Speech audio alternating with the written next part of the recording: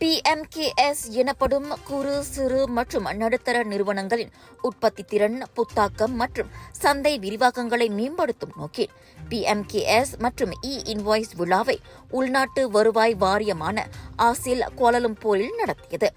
April 20 தொடங்கி 2 நாட்களுக்கு நடைபெறும் இந்த நிகழ்வை நிதித்துறை துணை அமைச்சர் லியூ சின்தோங் அதிகாரப்பூர்வமாக தொடங்கி வைத்தார். இன்வாய்ஸ் முறையை செயல்படுத்துவதில் சிறு வணிகர்களுக்கு உள்ள சவால்களை களைவதே இந்த கார்னிவலின் முக்கிய நோக்கமாகும். 20க்கும் மேற்பட்ட அரசு மற்றும் தனியார் நிறுவனங்களை உள்ளடக்கிய இந்த ஒருங்கிணைந்த தளம் சிறு வணிகர்களுக்கு தேவையான நிதி உதவி மற்றும் சந்தை வாய்ப்புகளை வழங்குகிறது.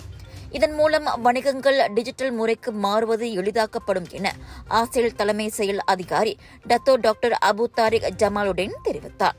நாடு தழுவிய அளவில் சுமார் 1000க்கும் மேற்பட்ட பங்கேற்பாளர்கள் இந்த விழாவில் கலந்து கொண்டு பயன்பெற்றனர். வரி செலுத்தும் முறையை எளிமையாக்குவதோடு நாட்டின் பொருளாதார வளர்ச்சியை டிஜிட்டல் மயமாக்கும் மூலம் வலுப்படுத்துவதே ஆசியலின் நோக்கமாகும். ஆசியலின் 30ஆம் ஆண்டு விழாவை ஒட்டி நடத்தப்பட்ட இந்த விழா வணிகர்களுக்கு புதிய தொழில்நுட்ப பாதையை அமைத்துக் கொடுத்துள்ளது.